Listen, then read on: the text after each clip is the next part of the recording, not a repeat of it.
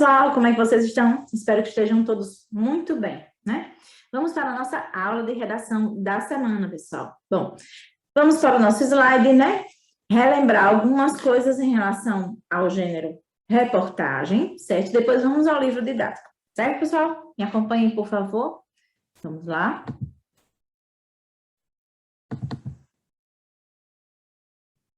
Vamos aumentar aqui para que todos possam ver melhor. Pronto, até já passou para...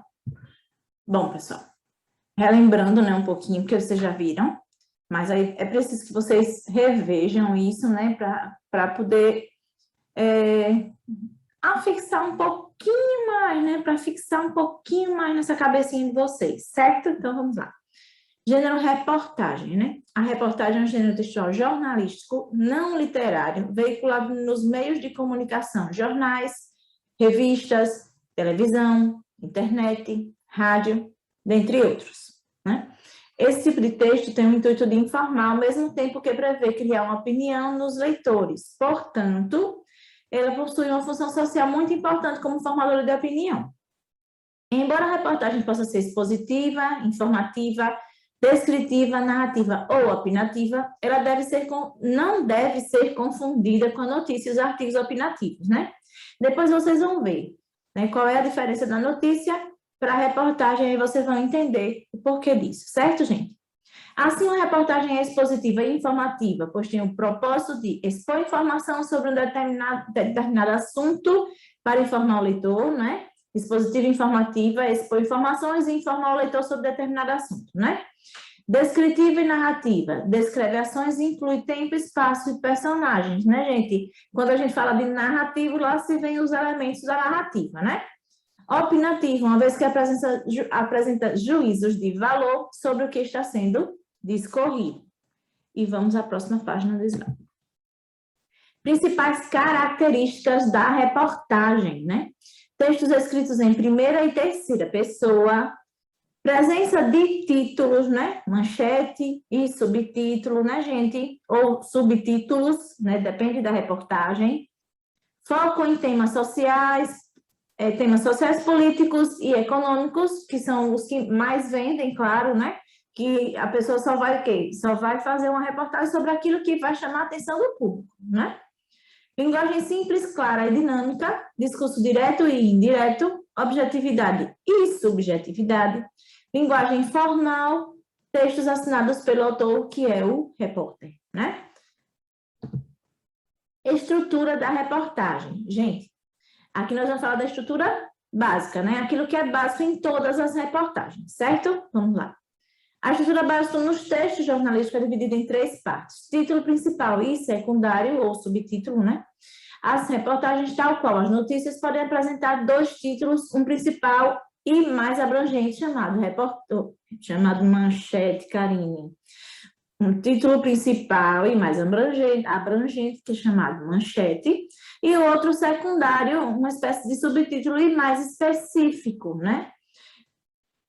Lead. Lead, na linguagem jornalística, a lead corresponde aos primeiros parágrafos do texto jornalístico, os quais devem conter informações mais importantes que serão discorridas pelo autor. Portanto, a lead pode ser considerada uma espécie de resumo, onde as palavras-chave serão apontadas.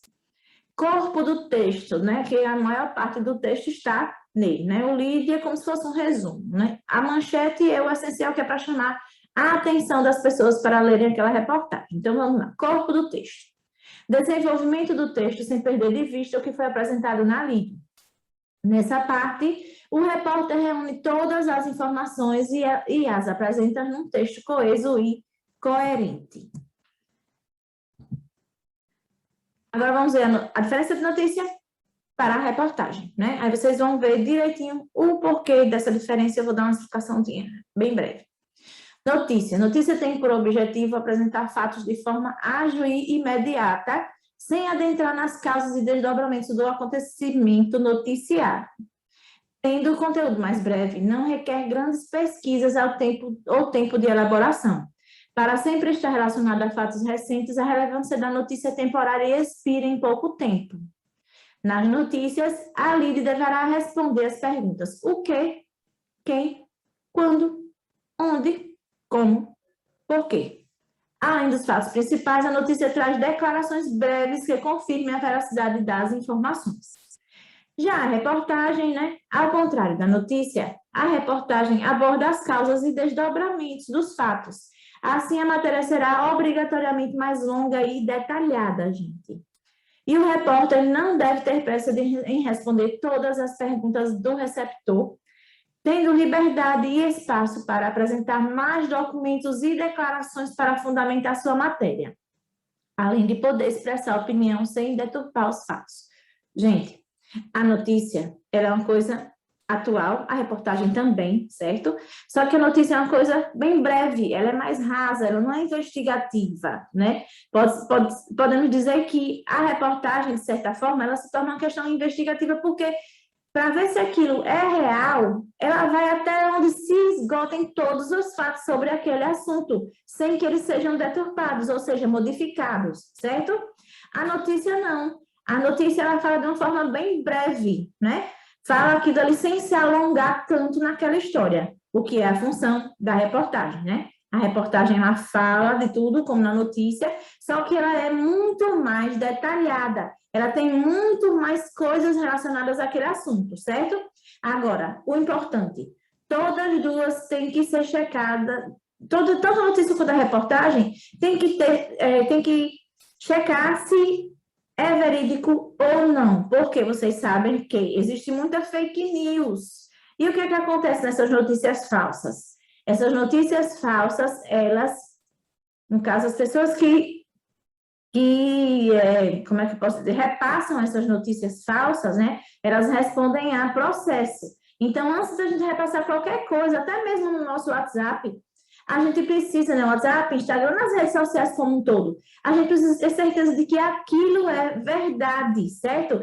Relacionado à saúde, à política, qualquer coisa, certo, gente? A gente só pode passar uma coisa quando a gente checa a fonte e vê que aquilo é realmente verdade, ok?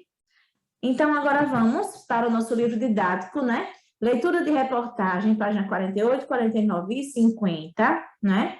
E por dentro do texto, 50, 51 e 52 até nona questão. Nós já fizemos a leitura dessa reportagem, mas para que a gente faça a interpretação do texto, é necessário que a gente volte ao texto, como eu sempre digo, tantas vezes quantas forem necessárias para que a gente possa entendê-lo, certo, gente? Então, vamos lá. Na página 48, né? Prática de leitura. Aí tem, no caso, alguns questionamentos relacionados ao texto. Eu vou reler tudo, certo? E depois nós vamos por dentro do texto. Enganchei um pouquinho, né? Por dentro do texto, que é para poder a gente fazer a interpretação desse texto aqui que nós vamos ler agora, ok? Texto 1, reportagem. 1. Leia o título do texto a seguir, leia o título do texto a seguir. O termo hiperconectividade está associado a que tipo de comportamento? Né? Aí vocês vão ver aqui e responder. 2. Nesse título, o termo está relacionado à adolescência.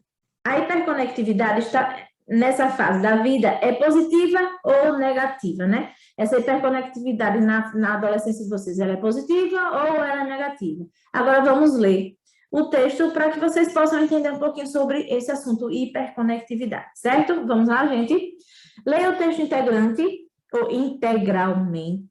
leia o texto integralmente e verifique suas hipóteses. Hiperconectividade pode afetar convívio social na adolescência. E lá vamos nós para o texto, né?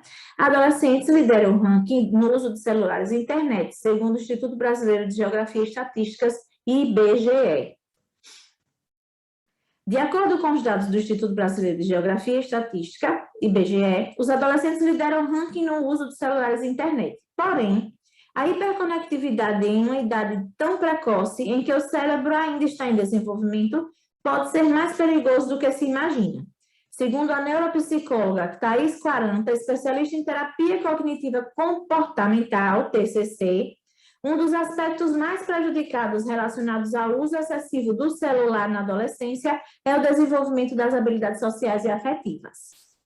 A tecnologia tem seus benefícios. Entretanto, o uso excessivo em uma idade em que o indivíduo está ainda em formação pode acarretar em problemas de interação social.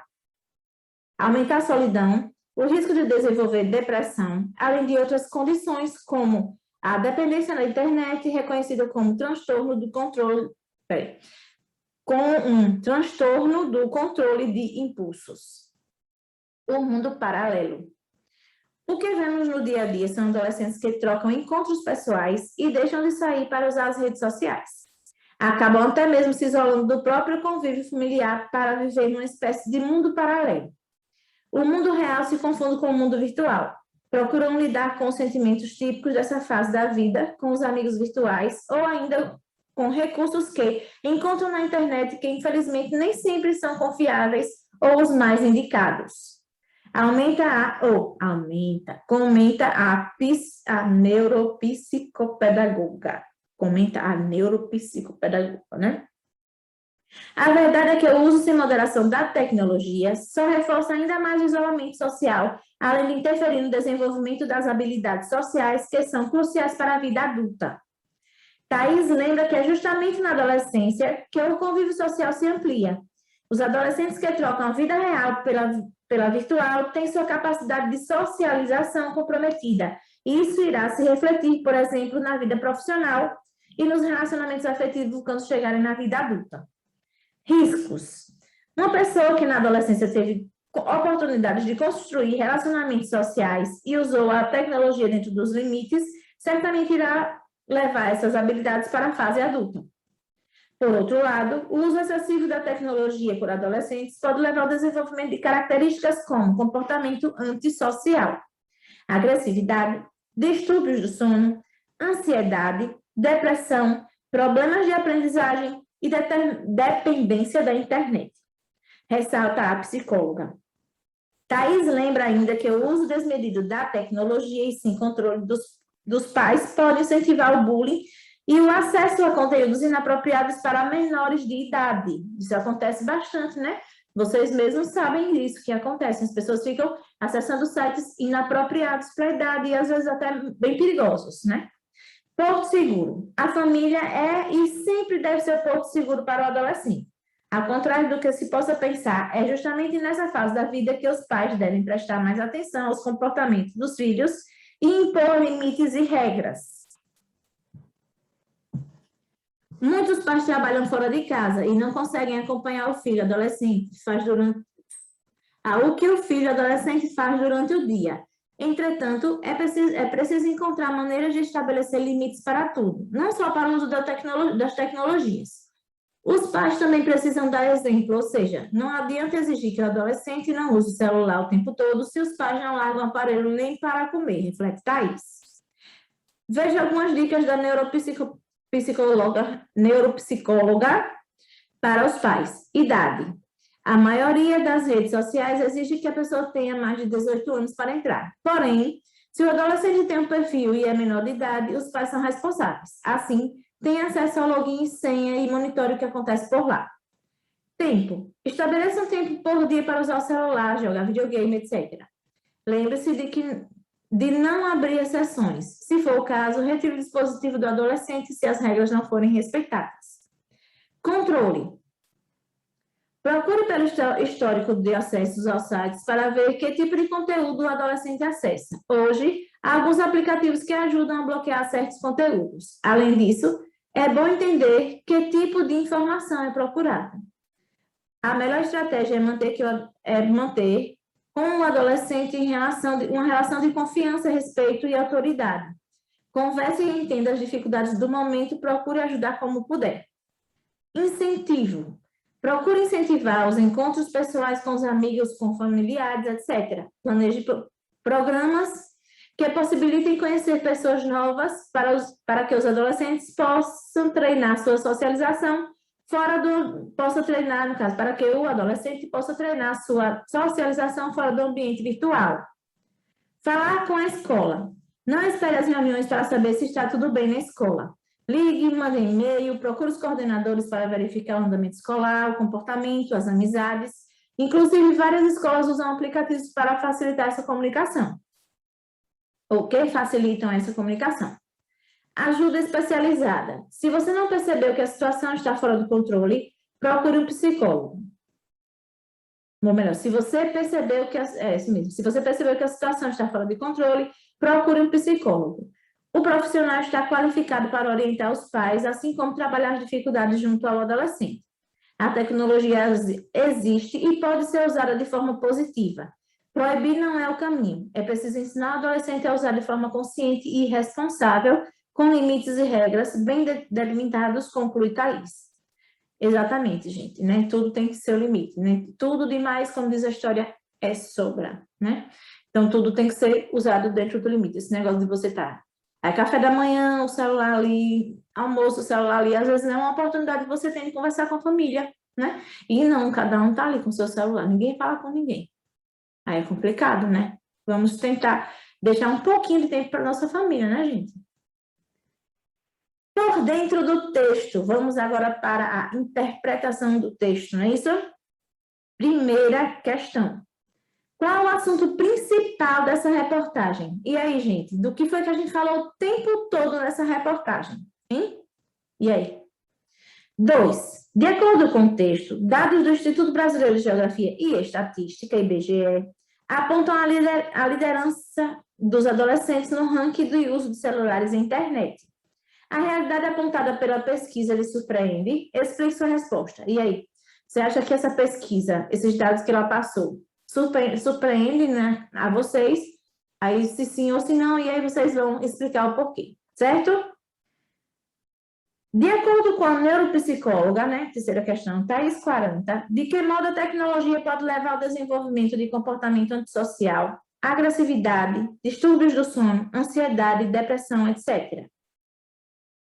Vejam direitinho o que foi que ela falou sobre essas questões aqui, certo? Vão lá onde a neuropsicóloga falou e vejam quais são os problemas, né, causados, né, gente? O que é que a tecnologia, de modo que a tecnologia pode levar ao desenvolvimento de comportamento antissocial, agressividade, distúrbio do sono, ansiedade, depressão, etc, né? Veja aí o que é que acontece, o que é que faz causar tanta coisa assim. 4. No texto, há a afirmação de que adolescentes que confundem o mundo real com o virtual, vivendo numa espécie de mundo paralelo, vamos lá, recomeçando, que eu li errado, ok? Mas eu não li errado, fiz a pontuação errada. No texto, há uma afirmação de que adolescentes que confundem o mundo real com o virtual, vivendo numa espécie de mundo paralelo. É uma afirmação, certo? Como isso acontece, né, gente? Como é que eles trocam esse mundo real pelo mundo virtual, o mundo paralelo? Expliquem aí com as palavras de vocês, certo? Vejam aí no texto, né? Leiam o texto, interpretem o texto, né, gente? E botem aí a resposta. 5. Releia o trecho a seguir. Uma pessoa que na adolescência teve a oportunidade de construir relacionamentos sociais reais e usou a tecnologia dentro dos limites, certamente irá levar essa habilidade para a fase adulta. Você se vê capaz de exercitar ou já exercita as habilidades destacadas no trecho, hein, gente? Dentro desse trecho aqui, você já exercita essas habilidades que ele no caso, está dizendo aqui? Aí põe aqui a sua resposta, ok? 6. Ainda no texto, a neuropsicóloga aponta algumas dicas para os pais. O que está em foco nessa orientação é seu comportamento diante do uso da tecnologia. Observe a dica relacionada ao tempo de uso do celular, jogos, entre outros, né? Aqui tem tempo, vamos reler. Estabeleça um tempo por dia para usar o celular, jogar videogame, etc. Lembre-se de não abrir exceções. Se for o caso, retire o dispositivo do adolescente se as regras não forem respeitadas. Eu mesmo já fiz isso com minhas filhas. Em sua opinião, esse limite é necessário? Justifique. E aí, gente, vocês acham que isso é realmente necessário? Ou será que o adolescente tem que mesmo que se reeducar e não precisa disso? Basta uma conversa, né? Respondam aí, certo? 7. Leia as informações do quadro a seguir sobre o gênero textual reportagem. A reportagem é um gênero textual do campo jornalístico e midiático que traz informações sobre fatos de interesse público, podendo incluir depoimentos, dados estatísticos, análise de dados e pesquisas, opiniões e interpretações do autor, entrevistas, relação de causa e consequência, entre outros, com vista a aprofundar as informações que compõem o texto. O que difere a reportagem de uma notícia é o fato de que, na reportagem, o texto não visa necessariamente abordar um assunto pontual, algo que esteja acontecendo no momento em que está sendo noticiado, podendo ser lida vários anos depois e mesmo assim continuar interessante. Considerando que a reportagem lida foi escrita em 2018 e que a pesquisa do IBGE, a que faz referência, foi realizada em 2016, responda. Letra A. O tema abordado no texto lido é de interesse público? Explique, né? Esse tema, ele é de interesse, no caso, de toda a população? Aí você vai explicar o porquê, certo? B. Mesmo decorrido esse tempo, o assunto desenvolvido na reportagem continua a despertar interesse? Claro, né, gente? É um assunto que não deixa de ser atual, apesar de ser escrito em 2018, né? C. Em sua opinião, a informação de que os adolescentes lideram um ranking de uso de celulares e internet ainda prevalece? Houve alterações no perfil do jovem brasileiro desde então? Pesquise se, nesse intervalo, alguma outra pesquisa com a mesma abrangência sobre esse perfil chegou a ser publicada. Se sim, compare com os colegas e o professor os dados apresentados na reportagem lida com os dados divulgados nessa investigação mais recente, né? Vocês vão pesquisar se tem uma pesquisa mais recente falando sobre esse assunto, e aí vocês vão ver se os dados aumentaram, se não aumentaram, eu vou fazer tudo que tem aqui pedindo, ok? Oitava. Leia mais estas informações, né? Sobre, no caso, a estrutura agora. Os textos jornalísticos dividem-se basicamente em manchete ou título principal, é o nome dado a títulos de maior destaque, geralmente escritos com letras maiores que os outros títulos. Linha fina ou subtítulo é uma pequena linha de texto normalmente colocada embaixo do título para destacar informações sobre o assunto e despertar a curiosidade do leitor. A linha fina usa letras menores que as do título e maiores do que a do texto. Lead corresponde à abertura dos textos jornalísticos e contém as informações mais importantes que serão retratadas, ou melhor, que serão tratadas pelo autor. Consiste em um parágrafo que apresenta o essencial da notícia ou reportagem. O assunto, quem estava envolvido, onde, quando e por que aconteceu. Corpo do texto. É o desenvolvimento do texto em que se reúnem informações, detalhes, depoimentos, etc. A linguagem utilizada na reportagem pode variar entre mais formal e menos formal, devendo ser clara, objetiva, dinâmica e adequada ao público a que se destina.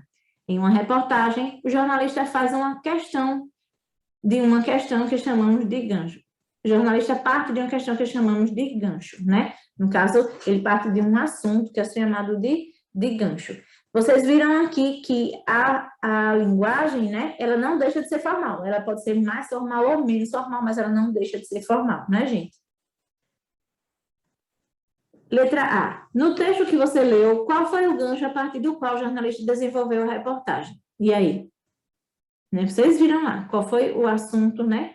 O porquê foi elaborado esse texto, né? B. Transcreva o título e a linha fina dessa reportagem. C. No primeiro parágrafo da reportagem, chamado lead, é possível perceber não apenas o assunto mais relevante que será tratado, mas também o posicionamento do repórter diante desse assunto. Que posicionamento foi esse, hein, gente? E aí transcrevam aqui. Qual foi o posicionamento do repórter, né, em relação a esse assunto? 9. Releia o trecho a seguir. A tecnologia existe e pode ser usada de forma positiva. Proibir não é o caminho. É preciso ensinar o adolescente a usar de forma consciente e responsável, com limites e regras bem delimitados. Conclui Thaís. Qual é a função das aspas nesse trecho? E aí, gente, vocês sabem muito bem, né? Quando a gente vai transcrever uma frase de um texto, de alguma outra coisa, a gente também usa aspas. A gente, quando também quer dar ênfase a alguma coisa, também a gente usa aspas. Palavras estrangeiras também a gente usa aspas, né? Aí pesquisem qual é a função das aspas aqui nesse trechinho, certo, gente? E nós vamos ficando por aqui, né? Lembrando que ainda é necessário de que cada um faça a sua parte, né? Que para vocês se cuidar e cuidar das pessoas que vocês amam, certo, gente? E vamos para a nossa despedida virtual. Vamos lá? Um abraço apertado, um beijo no coração e até a próxima, com fé em Deus.